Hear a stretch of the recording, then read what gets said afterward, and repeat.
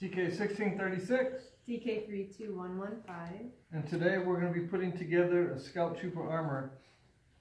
We have most of this stuff here. What's not on the table is in a box over here. But we're going to show you the supplies that we have and what we're going to do. So first off, we have elastic, 1.5 inch, 1 inch, and 1/2 inch. And they're all elastic. What we don't have right now, we still have to order, is the 1 inch cotton webbing. Oh, actually we do have the, let me see that nylon. We have the 2 inch nylon also. And this is more than enough. We have 2 inch nylon. So we still need to get 1 inch cotton webbing. And then we also got nylon that we have to get. So when I do the shoulder bells, I put Velcro, I sew Velcro on. I sew this one to the nylon to the cotton webbing, put 2 snaps in it. And then I put Velcro here, Velcro inside the shoulder bell, so that way you can raise and lower it. So once it's connected with the snaps to the front and back, if it's too high or too low, I can raise or lower it. So this one, the shoulder bell, since I have it up, is a 1.5. So for hers, we just need to do 1.5. And she has her flight suit on, and we already have the writing patches in. We have the elastic around the legs in, the thighs, and then we have, I think it has a butt one too, right? Yeah, we already have the butt flap. So her flight suit's done. We just have to, everything here, since she has her flight suit, is done. When we put it on her, then we can make sure, we don't want it too tight where it doesn't fit on there, but we don't want it too loose where it'll fall down. So since all that's done, we're just going to do our next thing is just to put it on her and then size everything up. So the arm, the bicep is 1.5 inches. It'll be just like that.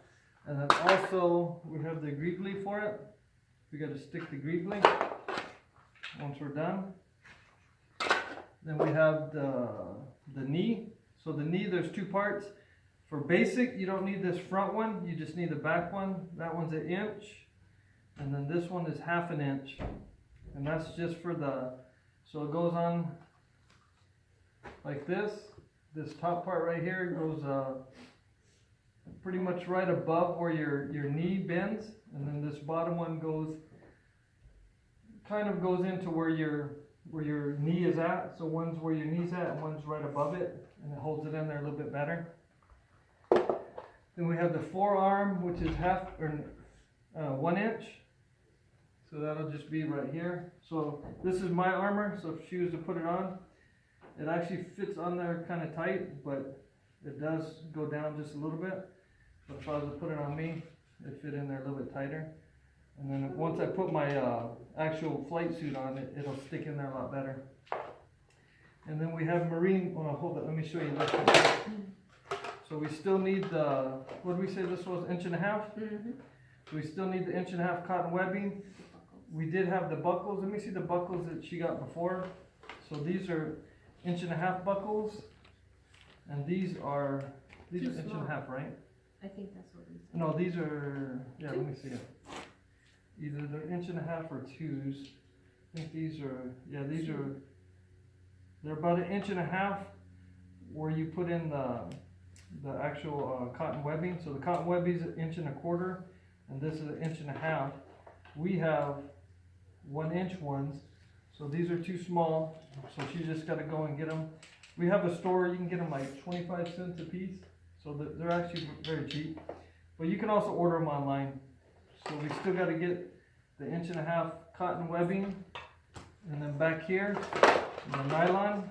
So the nylon goes in the back, the 2 inch nylon, and 1 rivet. So it goes in 1 rivet on each side. And then it goes through, and what I do is I Velcro, put some Velcro, this thing. So I gotta glue the Velcro down just a little bit better because it likes to come off.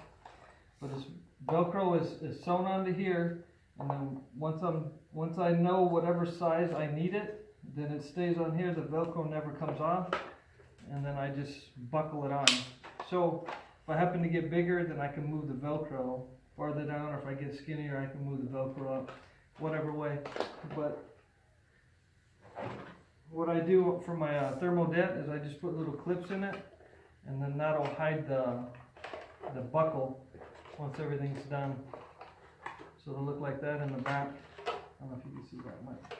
Can you see it? Is it too low? Hold the front. So it'll look like that when you're done.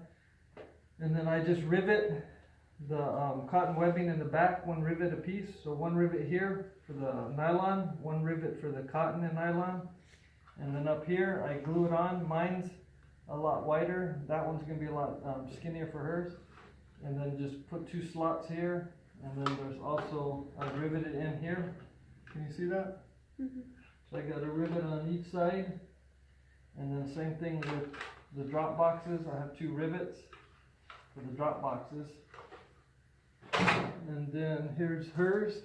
So everything on her armor, I've already done and made the little holes in it. I haven't made the hole here or here yet. And then we're gonna have to heat it up here, here, here, here.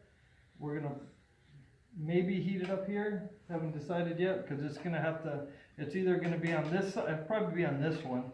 We'll heat it up, bend it, so that it'll glue onto here. You see the other one? And then we'll glue it onto this side, hold that. So right now it's straight, so by the time we end up heating it and bending it, it'll be more curved. And then again, like I was saying, on both ends, one end will be where we rivet it on, and then we'll rivet on the other end, and then it'll go through the buckle. For the boots, we use just Walmart special. What is this one?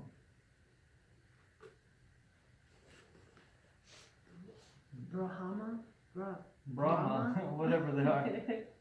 And this one's actually a steel toe, so hopefully the steel toe won't be too uncomfortable.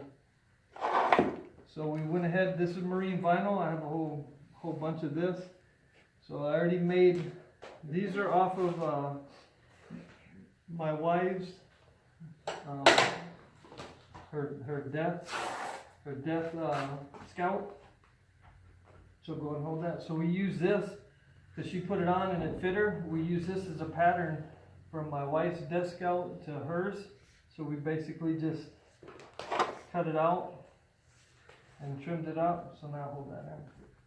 So now we have a pattern. So all we got to do now is just put the Velcro in one side, put the Velcro in the other, and then we're just going to fold down the top and sew the top up. And then once it's got the Velcro, and then it just glues in pretty much on the sides. Right in here it glues in, and you keep it open in the back so that it'll open up. You can put your foot in, tie it, and then you bring it and then do the Velcro. So I already have the front here, so it's extra just in case. So I'm going to heat this up, I'm going to pin it, and I'm going to stretch it out so that, because if I don't, and I'll make a video of this, if I don't, it's going to do that, and it's going to look real ugly. So I got to pin it and stretch it out, heat it up, keep stretching it, do it a couple times. And then once it's done, I just use some CA glue and then an accelerant, and then I'll glue this on, and then I have this extra strip. What I'll do is I'll make a strip that goes all the way around, and it pretty much just hides the ugliness of once you put this one on and you cut it off. It hides the ugly jagged line that we make, so it'll come from here all the way across. So that's what this piece is for.